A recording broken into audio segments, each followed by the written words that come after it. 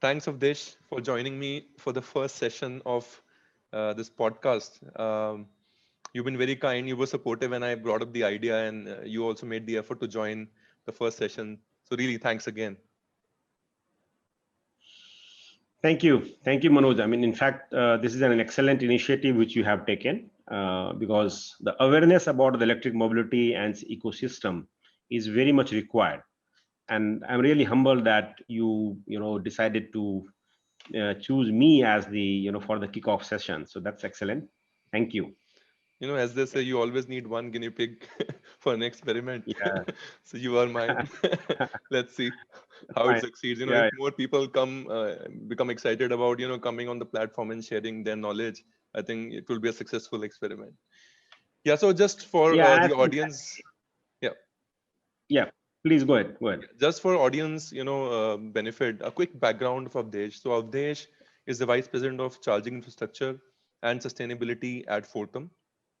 Fortum is a more than a $5 billion revenue company based in Finland.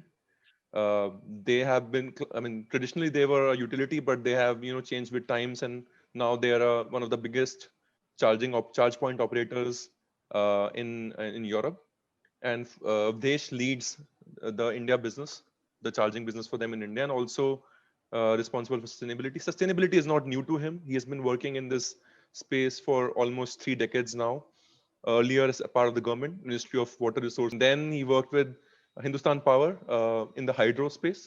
Before renewables became sexy, as sustainable modes of electricity, hydro was the thing, right? And even today, um, hydropower contributes more in terms of output than renewables, despite all what we hear um, about renewables. And what I know of him is that, despite working for 3 decades, he still loves to learn. He did his working manager MBA while doing his full-time job. Also, he was thinking about doing a PhD at some point in time. I don't know where that ended up, but maybe he can share on that as well. Right. So that's a very little, brief on Avdesh. Um, Avdesh, why don't you, kick it off, telling us about what are you really doing at Fortum? Why are you doing it? And how did you end up here from, water resources to what you're doing now?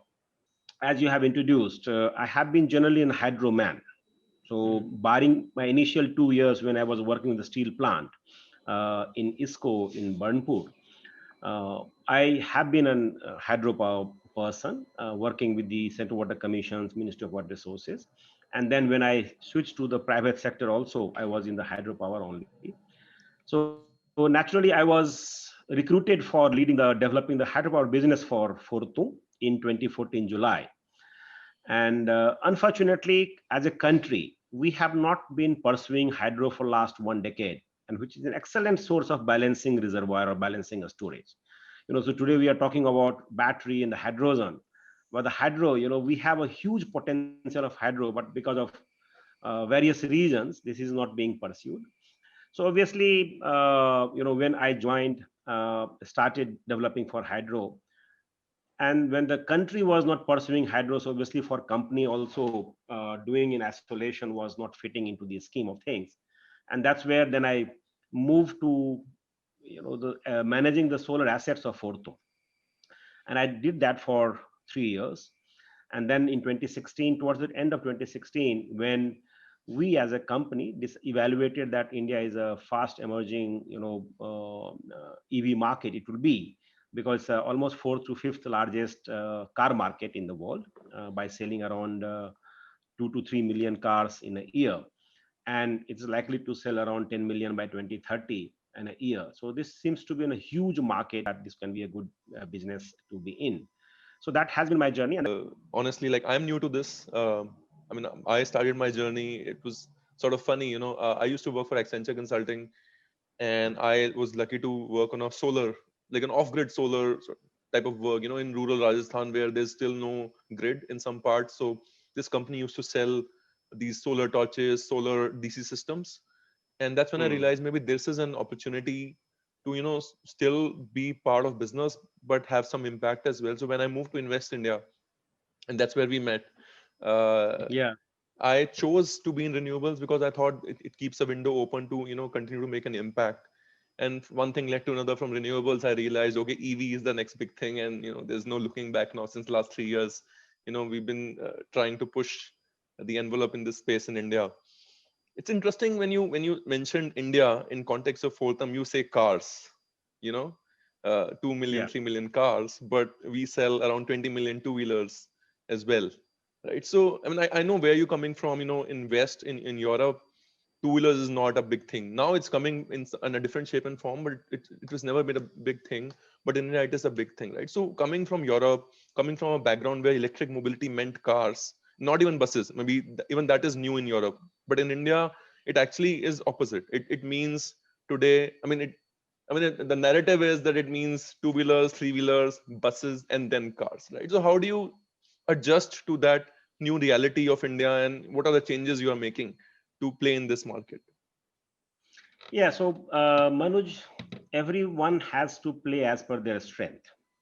And I strongly believe that instead of spending resources in improving your weaker limbs, it is better to improve and put more resources on your strength. And that's where you can do wonder. So, from that point of view, we have been dealing with the cars because in Europe we were dealing with the cars, and so that was a natural, I would say, extension that Indian market also we should start with the car. But besides that, there are other factors as well. See, basically, what is important for us is the public charging.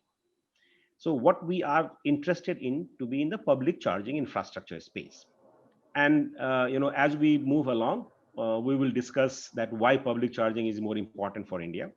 Mm. And why? Clearly know that the current technology which the two-wheelers and three-wheelers are using on the lithium ion side, uh, currently they are not, in general, they are not allowing a DC fast charging on the vehicle side. Mm, And if the DC fast charging is not being allowed, it means that it will be charged either the 0.2C or 0.25C or 0.3C or at max 0.5C. If some manufacturer is very bold enough, they can go mhm, for a 0.5C.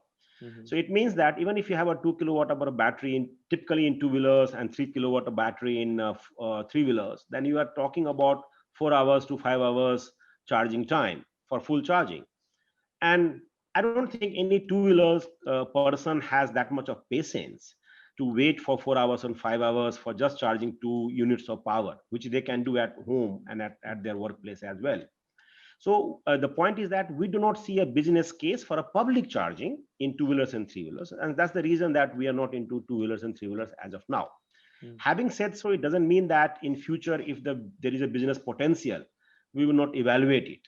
And we are evaluating the different models on the three-wheelers, as you are aware that we have done a pilot on the battery swapping as well for the three-wheelers. So we are evaluating continuously the market potentials and accordingly. But then clearly the four-wheelers, we believe fleet is the early adopter in India because of obviously the overall cost of operations and the TCO basis. The fleet is still finding EV is quite attractive, and they require a public charging. So we believe that there is still a good market segment where the four-wheeler car would be something which will be attractive. And another factor is that the aspirational factor. India, we are likely to be the largest middle class in the world in next 1 decade, and the middle class has nothing but the aspirations because they have a higher purchasing capacity. So an aspiration is not to own two-wheelers. Aspiration will always be owning the four-wheelers in the Indian mindset. And that's where we see that the market will emerge, and that will be an excellent opportunity for us to reap that benefit. Now, to answer your question that what's the model which we are doing it. So on the public charging infrastructure, currently the model is basically that we invest in the charging infrastructure. We tie up with the location partners. So that location partner could be, any public place owning agencies like the municipal corporations or the rail stations or the metro stations or the fuel pump stations. We get the electricity connections from the concerned distribution company, and then we have our own platform for managing the entire charging stations and network. and then we offer the EV charging on pay as you go model. So Hmm. that's the simple business model currently we have on the charging infrastructure. I hope I have Yep, yep. answered your question. Yeah. Yeah, no, I just wanted to make sure that everyone sort of is on the same page. So I think what I heard was really you focusing on the car side primarily because you think it's your strength, and also that's where the future is. We've seen that in China, right? China used to be the biggest two-wheeler market at some point in time. Today it has evolved and become the biggest car market globally, right? And I mean, if you look at the numbers, like they are doing around 28 million cars a year now compared to 3.5 million for India. So I think maybe in long term, maybe 5-10 years down the line, maybe even longer, I think that's the trajectory which Fortum is looking at, right? So just to also, could you also give a sense of the scale of operations you have currently in India? Yeah. So, as I said, that we started in towards the end of 2016, but then we spent about an year to study the Indian market, the regulatory space and all. And there we believe that there were one area which requires to be addressed before a company like us or any public charging infrastructure would have a real, I would say, the vision and the plan to be into this space was on the electricity side. Okay. Because at that point of time when we started, there was a talk that this would be a licensed business. This is an extension of distribution, so it requires either franchisee or some kind of a license. And clearly we believed, from our experience from the Nordic, as well as when we studied the US market, be it the New York or the California or the Canadian market. We believe that this has to be a pure service business, because if you go for an licensed business, then this will not take off. Hmm. And at that point of time, some of the developed countries electricity regulators were even not allowing the distribution company to be in this business because of the socialization of the cost towards the non-EV user. Hmm. So that was something which initially we figured it out, and then clearly we articulated with the regulators and the governments that this should be the service business. Unfortunately, the government also realized that yes, if this has to proliferate, this has to be on the service side, and then that's how Minister of Power clarified it. Having got that one, then we started our first charging stations as a pilot in Moti Bagh in New Delhi. That Yeah. was the first AC charging type 2 22 kilowatt. Now you can imagine Okay. that at that point of time, there was no compatible car like MGZS today you have, or Tata Nexon, or for that matter, you have Hyundai Kona. Yeah. But then still we decided that we will go ahead with the type 2 and 22 kilowatt, and we'll see, what cars. Incidentally, at that point of time, Mahindra had come out with, the next generation Verito, Hmm. where you can probably use the type 2 at one end by using the Hmm. adapter. So Okay. using that adapter, we developed the adapter also, and then that's how we started from that pilot. And today, as we speak, we have 73 charging points Hmm. spread across 7 cities in India. And most of them, except for these 4 charging point which is on the AC22, rest of the points are either 15 kilowatt DC001 or a Hmm. 50 kilowatt CCS in Shademo. In Hmm. fact, when we launched our 50 kilowatt DC charging network, we were the first in the country to offer 50 kilowatt charging network on a public charging basis. Hmm. So, and we have currently 10 number of chargers in 5 cities with the Hmm. 20 CCS and Shademo points. So this is Hmm. the current level of operations which we have. In terms of customer, we have 1800 plus registered users, and we have around 4000 plus people or customers who have downloaded our Charge and Drive India mobile applications, which is available on Android as well as on the iOS platform. Hmm. Got it. Got it. You mentioned you also have CHAdeMO installed at some of your 50 kilowatt locations. And why is that the case? Because if you look at the current availability of vehicles in the market, none of them is built on CHAdeMO. Even the future announcements, I mean, it seems is going to be on the CCS. So why are you? And I mean, as an asset operator, your goal is to minimize capex and get return on that, right? So why this CHAdeMO as also an option? That's a good question, Manoj. So, see, we have set up this entire infrastructure almost a year before, and obviously, then the procurement and everything precedes that one. So the entire process was started sometime in 2019, May or June. And at that point of time, we were not having a clarity from the OEM side that what kind of cars or the plugs they would be adopting. Mhm. And we were also having the market insights that Nissan Leaf would be probably launching their, Nissan would be launching their second version Leaf in Indian market as well on Mhm. a pilot basis. So clearly, as I have been continuously believing that as a charge point operator, we should be hardware agnostic, we should be car agnostic. Yeah. Our role is just to provide the charging service to the customer, and it is the customer who decides that whether they like CCS car, whether they like Shademo car, whether they like DC001 car. At Mhm. least as an operator, we should be neutral. Yes, Mhm. our capex should be lower, but we also have to see the larger perspective that what is the preference of the customer. So we want to be agnostic of that. And still I would say that Minister of Power also has specified, even in the current DHI EOI, Yeah. you will find that they have stipulated that it can be CCS /Shademo. So it's a different standards, different plugs. And so that's why I don't think that this is an Yeah. underutilization of the capex. Yes, currently we don't have any Shademo car, but then you never know. If Tesla is launched, Yeah. Tesla will have the ready-made point of level with Fortum, Yeah. because Tesla is compatible with the Shademo adapter.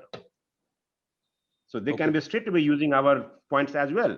Yeah. But So Tesla has that a can that CCS as version as well now. So yeah, yeah. yeah, but depends upon that, which version they launch in India. Yeah. Got it. Got it. Got it. So what is the situation in Europe? Do you in Europe, is it when you go to a charging station, do you see both CCS, CHAdeMO as well, or it's primarily CCS now? And how have they reached a point of equilibrium where you are deciding what to put in Europe, for example? Yeah, so this is again interesting that how Europe has started this journey of charging. Primarily, it started with when Mitsubishi and the Nissan they started their vehicle in CHAdeMO. Norway, Hmm. and they started with the Shademo. CHAdeMO. Yeah. And obviously you had to start with the Shademo, and then later on, the European manufacturers decided to have, and then they started going for the CCS. So on the DC 50 kilowatt, which is generally the standard DC fast charging in Europe. I mean, now the capacity is going right up to 350 megawatt as well. Yes. But in 50 kilowatt, most of the chargers has both CCS as well as Shademo. Okay. I mean, at least on our network, most of almost 99% of the 50 kilowatt charger has Okay. both CCS and Shademo. And now things might change because now Nissan has also announced Yeah. that in Europe they will go for the CCS. Yeah. So now the things will change. Yeah. Can you give us a sense of what is the incremental cost for a 50 kilowatt if you do only CCS or CCS plus CHAdeMO on same, like percentage terms maybe? I I don't think there is any difference, Okay. because primarily it is a question of both the guns would be requiring gun, and there will be some communications protocol. But other, I don't think there is much difference in there. Maybe hardly few thousand rupees probably. Okay. Well, then it's okay. I think, and since you mentioned that government also mentions CHAdeMO, I think from their perspective really is they don't want to sort of dictate terms. They are leaving it to the market. And I think maybe in long term, I mean, if all cars on the same connector, then maybe, I mean, the market would, I mean, you guys will automatically adopt what the kind of cars which are coming out, right? So that makes sense, right? Um, you mentioned that government liberalized setting up of charging, so which has been a big win in terms of at least getting licensing out of the way, right? But what has been the on-ground experience? And the other thing which government has been doing is really providing lower tariff and what they call EV tariff, which is typically specified. I think the value is specified by state, but I think the central government has been encouraging. So what has been the ground experience, on ground experience in setting up these more than 70 charging points? What has been good? What has been a struggle? How things are improving? How they're still Yeah. not improving? Yeah. Yeah. So when we started in 20 17, at that point of time, there was no EV tariff in place. So obviously, when we started setting up our charging stations, we had to take the tapping from the existing connections, and generally these existing connections were the commercial connections. And subsequently, when the EV tariff were adopted by the different state regulators, at that point of time, we started. Now and still we are in the process of converting those commercial connections into the dedicated EV connections. Mhm. Uh, I would say that the conversion of experience has been satisfactory and good. The only challenge is that the infrastructure limitations.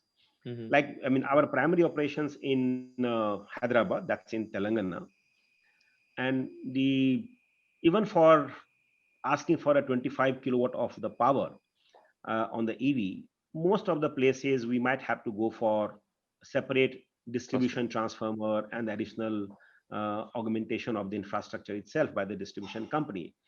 So that is something which is, I would say, requires more consideration from the government side, that if we have to increase the public charging network, then these infrastructure, electricity, upstream electricity infrastructure has to improve, and a lesser burden has to be passed on to the CPO. See, ultimately, it's CPO, whether it's a private or the government, if it is a cost, then that cost has to be ultimately passed on to the customer, and that will unnecessarily add to the last, the ultimate charging price. So that's where I believe that that is something where we are struggling, where we have to incur additional capex, which Okay. could have been saved and passed on to the consumer. So that's the challenge. The major challenge which we have been facing in expanding our network in other cities and is finding the suitable location. Mhm. Because on these charging stations, unlike petrol stations, the cars would remain parked for half an hour, 1 hour, 2 hours, depending upon which car and which charger is there. Mhm. And that's very challenge because most of the people having the parking locations ownership, they want to monetize that space. And as you understand, there are not many vehicles, so Mhm. utilization of the charger is much lower. So Yeah. at this stage, giving a fixed operating cost in terms Yeah. of the rent and all is something which is, I would say, challenging, and that Mhm. has been the difficult in finding the location space. So I think that otherwise overall charging experience in terms of service with our customers, this has been fantastic. Mhm. Our partners like Hyderabad Metro and IOCL in Hyderabad has been excellent. Mhm. But then the same thing has not remained with all the other cities. So there we have Mhm. some challenges in finding the location space. Got it. I think this is a very good segue into the new expression of interest which DHI has just come up with. Uh, I think I wrote about it a couple of days back, and a lot of people have written to me inquiring, how can they participate? What does it mean? So the expression of interest is really about setting up highway charging stations across the country, and the government has specified like which routes they will sort of help. I mean, the government's help is really the subsidy. The execution has to be done by the companies or companies or PSUs, whoever gets selected. Uh, so what do you think of that EOI? And this is a follow-on EOI. We already had one EOI in the past, which was for in-city chargers, if I may. Yeah. And I think there was some noise about the fact that all all the parties which won the rights were, I mean, there was not even one private agency basically in the entire EOI. So what is your expectation from this one? What do you think is good about this, and how do you see it really sort of getting executed?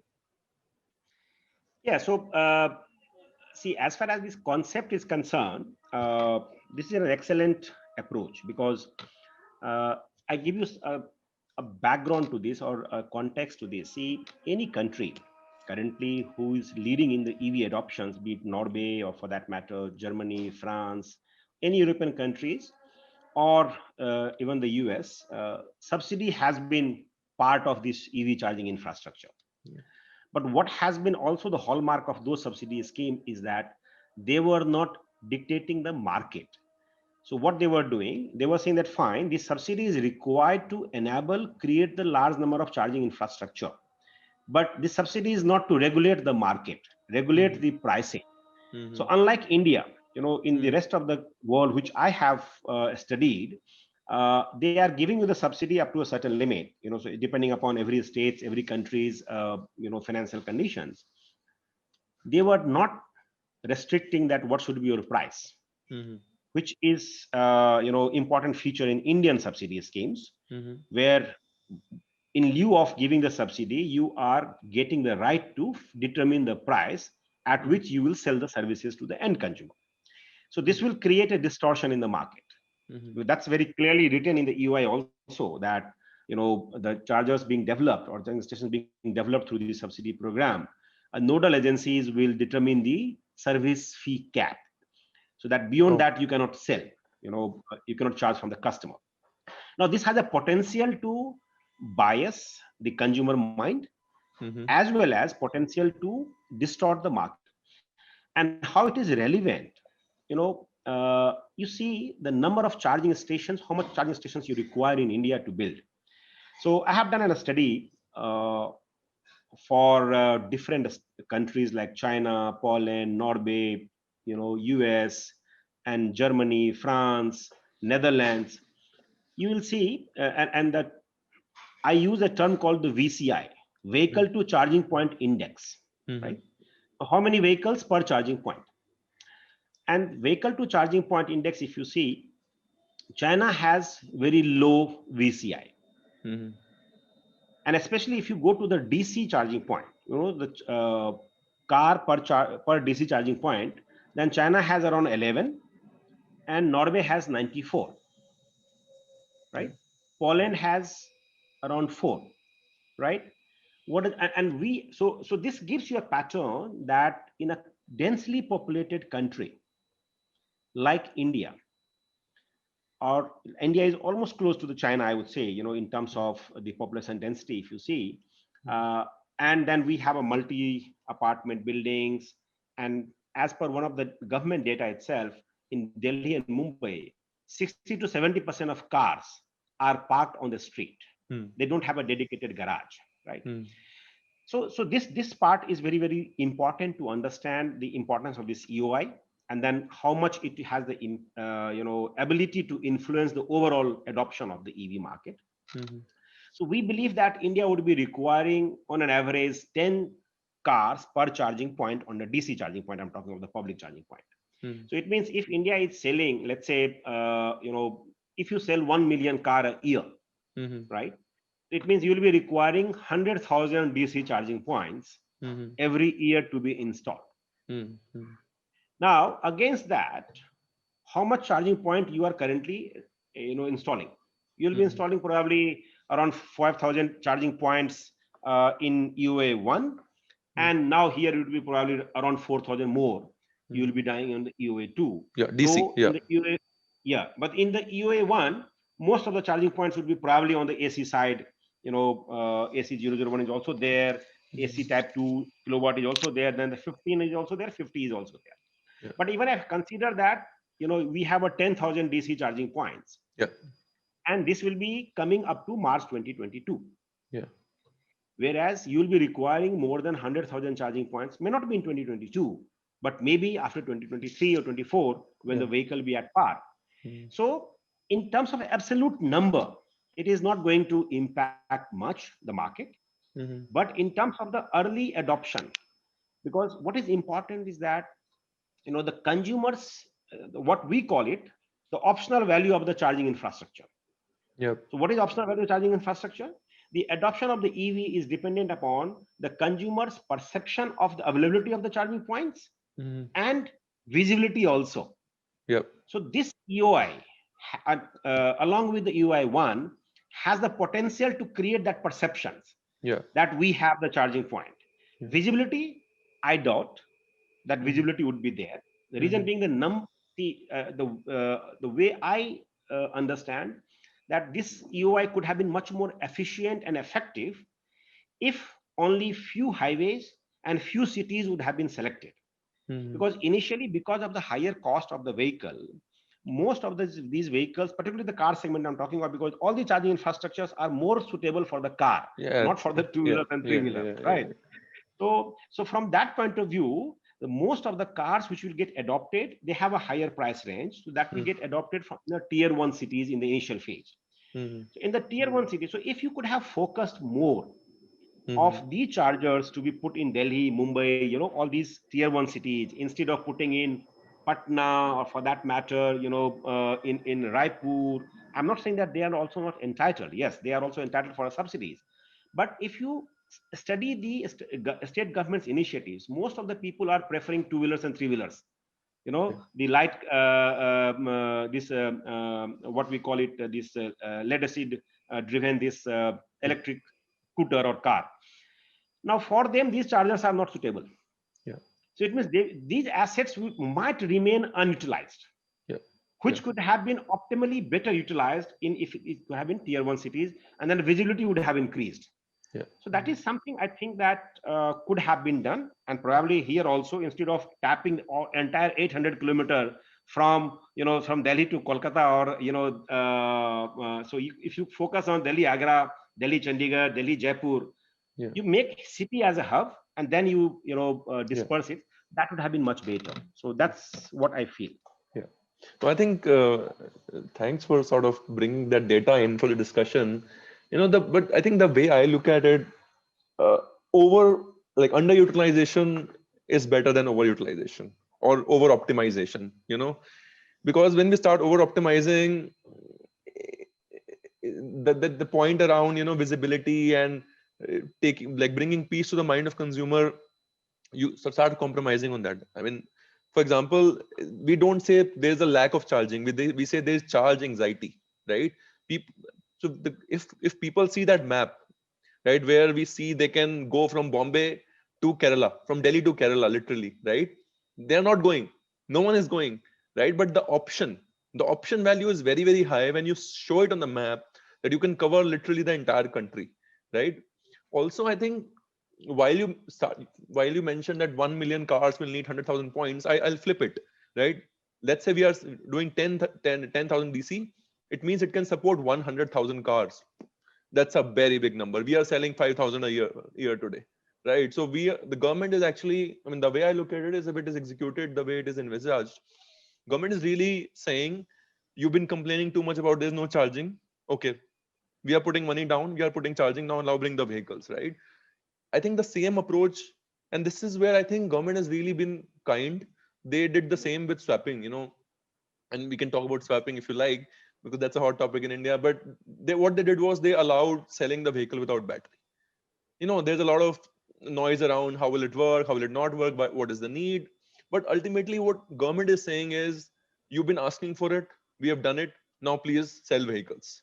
And the same applies to CSIS and CHAdeMO, because Japan likes CHAdeMO, even though they don't like electric cars as much. So to avoid any heartburns, they are saying we are doing everything in terms of what we could do. The ball is in your court.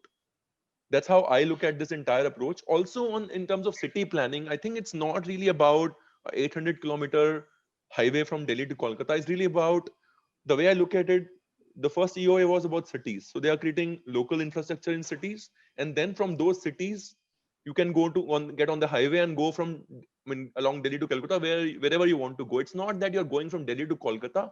The EOI is really from Delhi to Kolkata. Every 10 kilometers there is something, because I mean people are living all along the road. So I think one valid point which you brought up, and which is which is sort of a dichotomy in the narrative and the charging policy, is entire charging is for cars.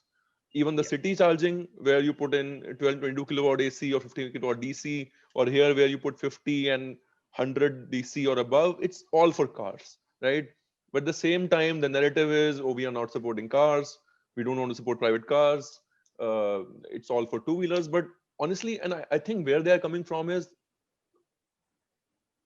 we have not been able to reach a conclusion on what does the charging infrastructure for two-wheelers look like.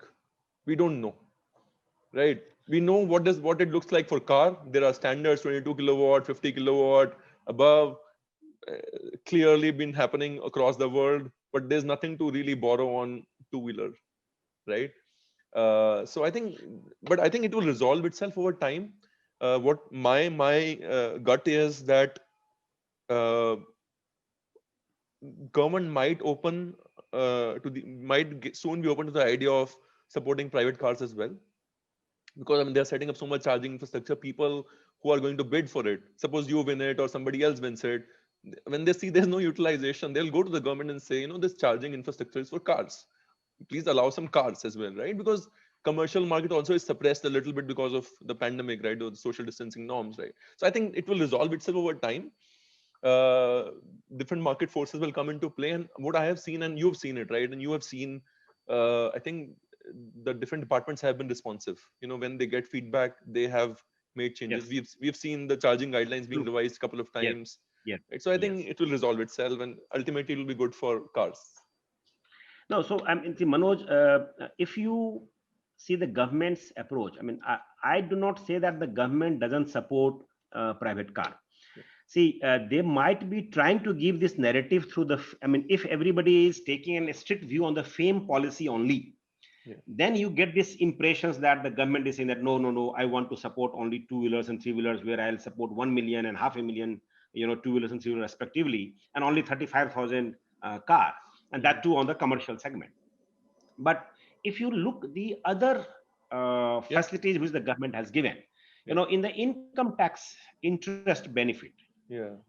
see, in India, every consumer of car is, I mean, barring few or maybe few percentage, most of the people are buying cars on financed scheme only. Yeah.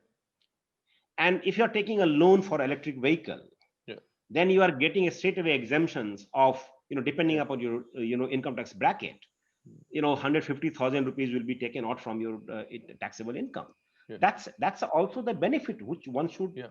take, not And there's directly. and there's Yeah, GST as well. Yeah. I mean, I'm and the GST on the 5%. So yeah. this Yeah. is, and on the car segment, this is much more impactful, because in the Yes. car, on the GST side, you The have difference. from 28% to 50%.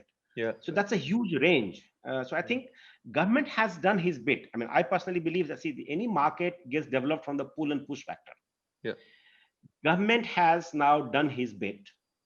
Yeah. Now it's the responsibility of the OEM and the consumer. Yeah. So what is your projection? Where are we headed? How many cars Yeah. So next year and year yeah. So I next? mean, see, we strictly believe that, no. I mean, so taking a very short-term view is very, very dangerous. Mm-hmm. What we strongly believe, that by 2030, in the next one decade, India will have at least 8 million to 10 million definitely electric vehicles. Car, I'm talking about. I'm not talking about two-wheeler. We have not done the study for two-wheeler and three-wheelers, but on the car segment, we are talking about that it will be 8 to 10 million definitely, and we'll be requiring around, around 150 to 200,000 charging points Mm-hmm. by that time, to be in place. So there's a huge business opportunities there, Mm-hmm. and at least we are quite convinced, because we strongly believe. See, I come from hydro background, and when I was in hydro, I was always having this dilemma that hydro is better or the thermal is better, because the same thing was happening here in the ice and the electric car. You see the analogy.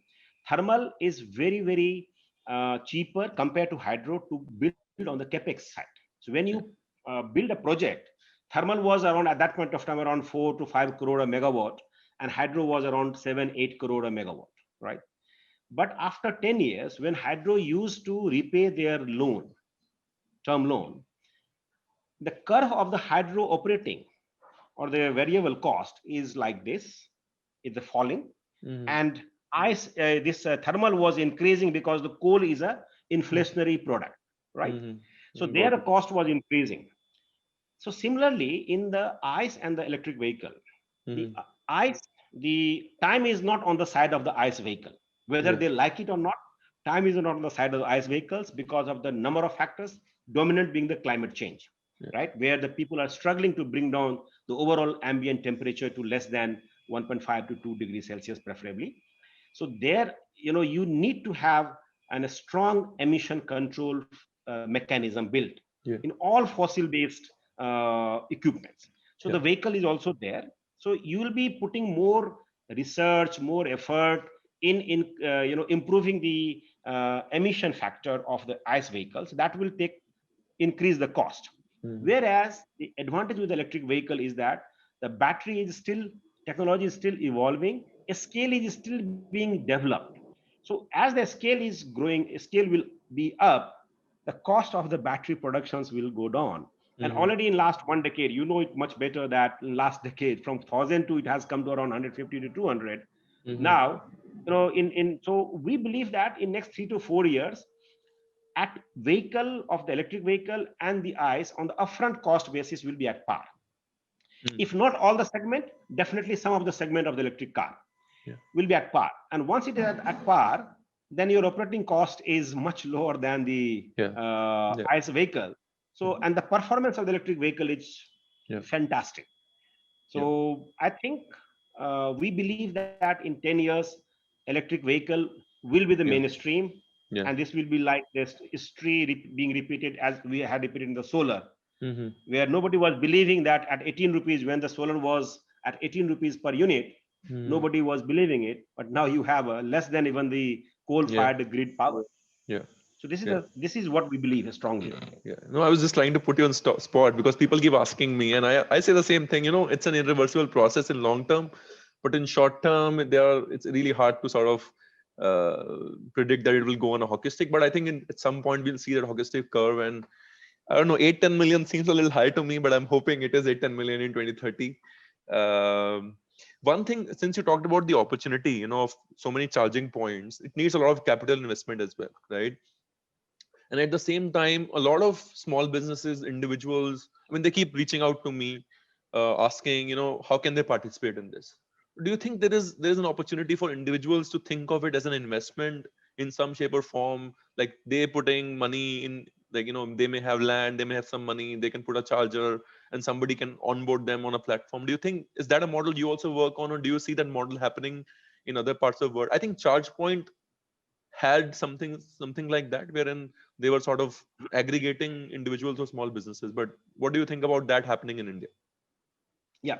So here, and that's a good question you have brought in, Manoj, because of late in India, many people are talking about the PCO model, which has revolutionized the Yeah. telephony industry in India.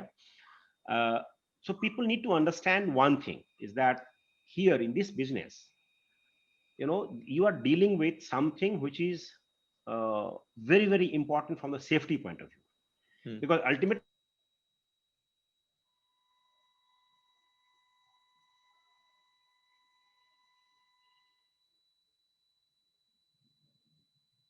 dealing with yeah. Okay, so Manoj, see, we would like to understand this business in the sense that this is not like a PCO. So this is, you are dealing with, at the end you are dealing with the electricity current at a certain voltage.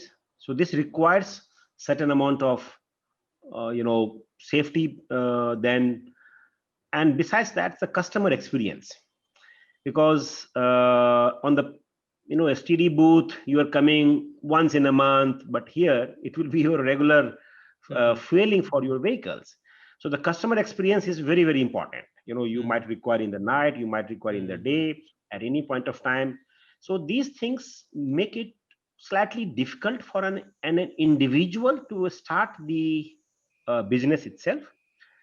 However, I strongly believe that the dealership model can proliferate, can Mm. help proliferate. So Yeah. this will solve both the problems. Got it. See, when I say the dealership model, so let's say an individual has a piece of land, and land is always appreciable item. So he or she need not be worried about that, whether what is the cost of the land I'm putting in there.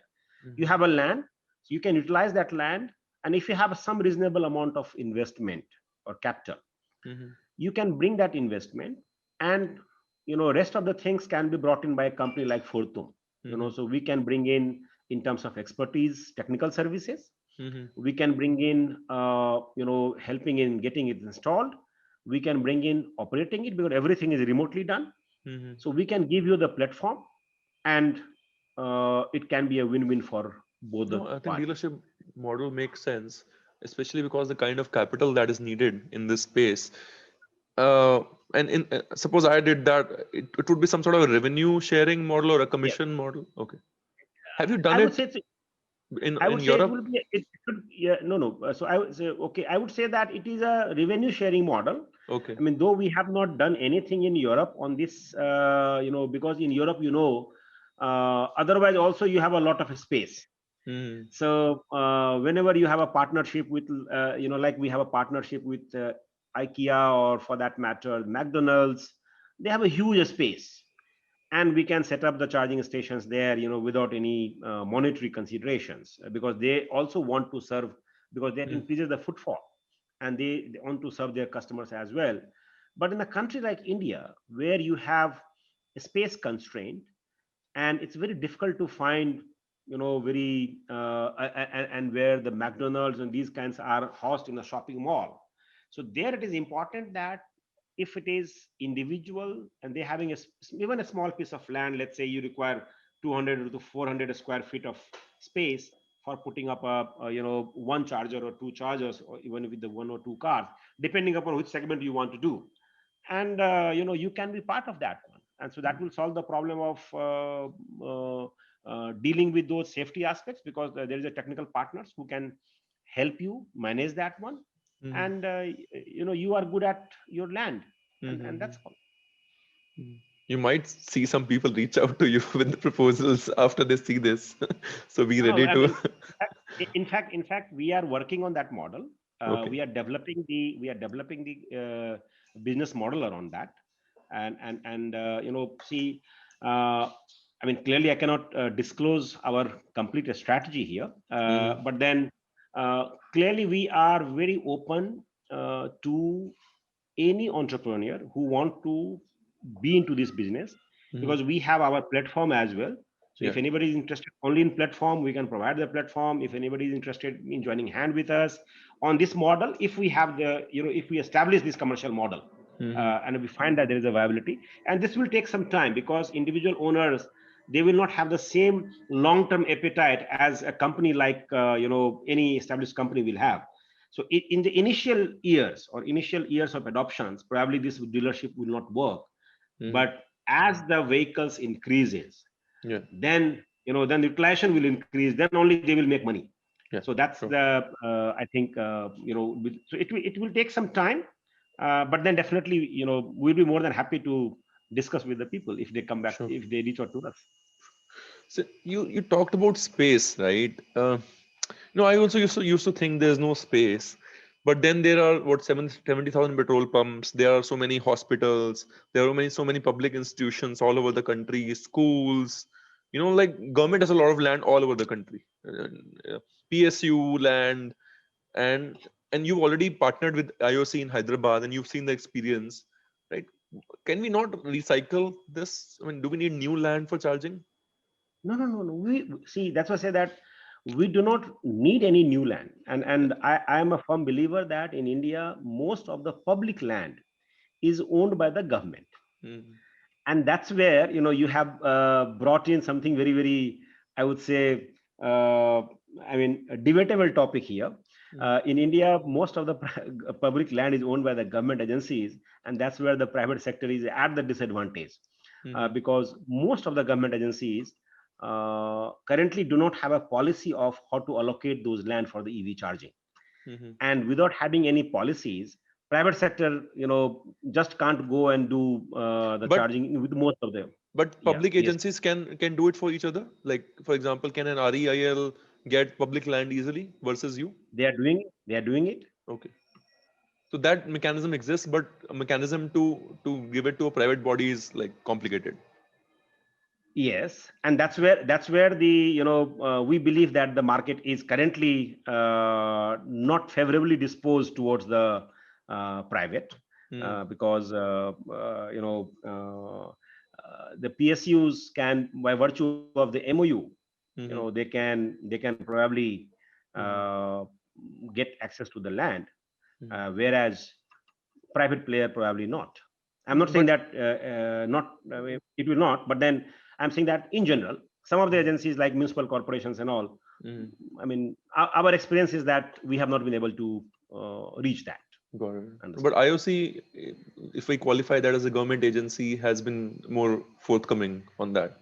They partnered with you, they partnered with Sun as well. So, Yeah, so I mean, I would say that they would also treating this as a pilot. They're okay. trying to understand as a concepts, and then but definitely I would say that IOC, or for that matter Hyderabad Metro Rail, uh, they have been more proactive, more uh, supportive, because this business is not to be seen from the short term perspective of earning revenue. This business is to be seen that as a country you Mm-hmm, are moving toward the sustainable transportations, mm-hmm, and that's where everybody has to contribute. So mm-hmm, whosoever has their strength, our strength is that we can bring the capital, but then if you have a strength of the land, you can contribute through the land only, mm-hmm. without getting attached to the immediate commercial returns. Yeah, That this is a long term yeah. India's commitment towards going for a sustainable transportations. Yeah.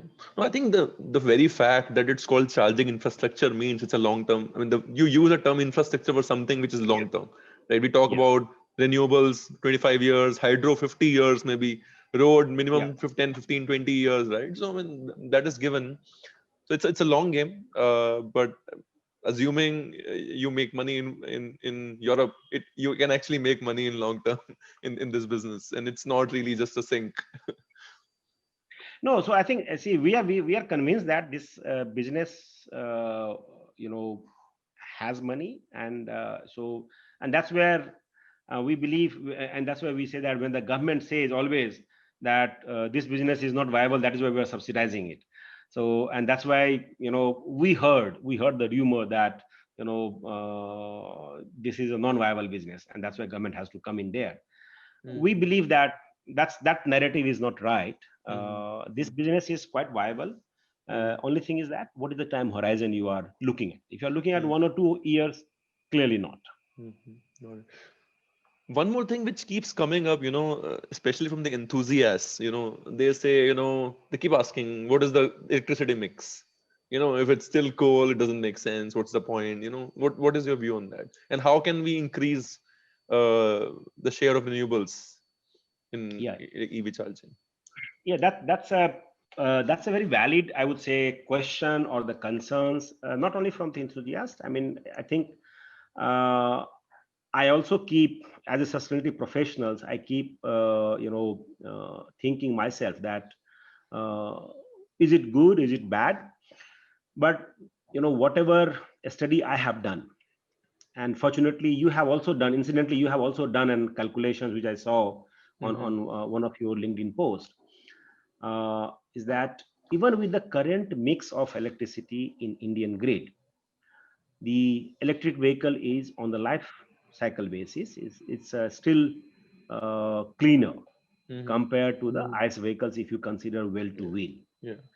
And there are ample literature available. So if anybody can Mm. is interested, they can refer to that one. I mean, not only to your calculations, which Yeah. is very simple calculations, Yeah. easy to understand by Yeah. If any people common want person, complicated any stuff, they student. can find that as well. Sure. Yeah, but if the people want, yes, if people want a complicated, so there are number of literatures from the UK, US, and other markets as well. Yeah. uh, even the IEA Outlook 2020, drops hints towards that one. So they also have a Mm. estimations on that. Yeah. But what I believe, you see, the uh, advantage with this Indian grid is that we are moving towards more and more greener grid than the fossil based grid. Yep. See, this logic would have been much more valid if we would have been augmenting the thermal capacity on the same pace as we were doing a decade back.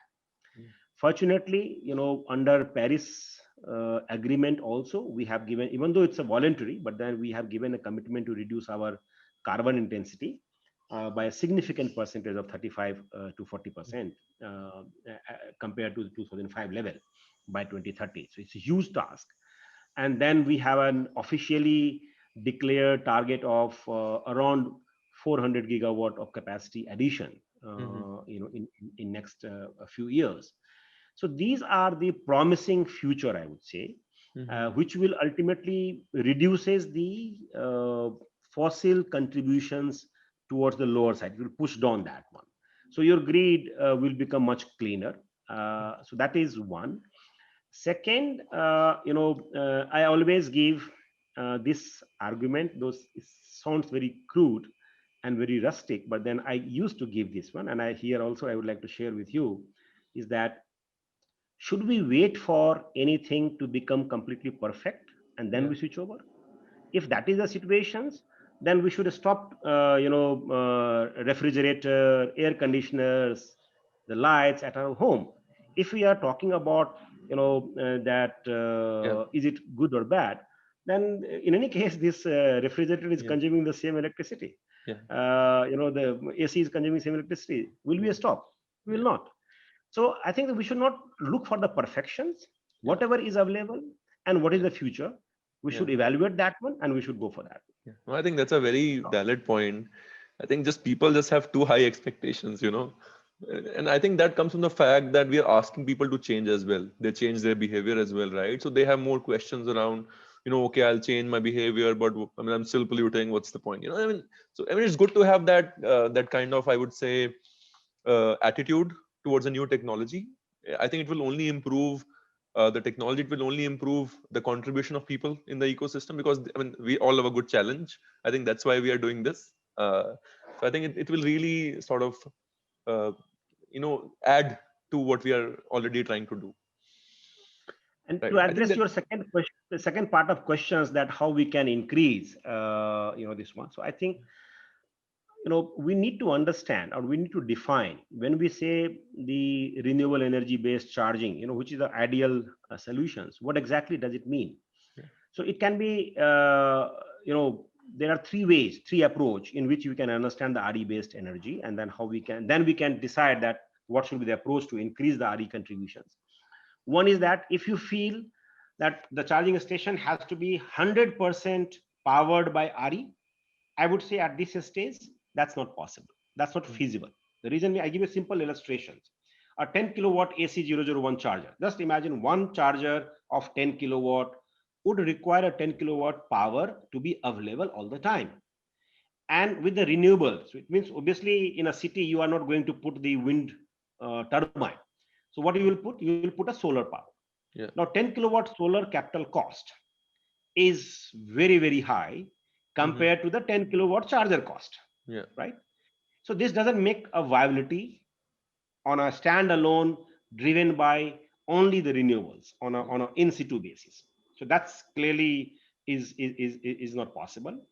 Then the second option is that can this be serviced by the renewables which is located far from the station itself? Yes, it means we are trying to address it through the open access. Unfortunately, in our country, currently the open access is regulated under a Electricity Act, where it has put a limit of 1 megawatt and above Hmm. contracted demand at one particular point, Hmm. which maybe some of the charging stations, On in the highways.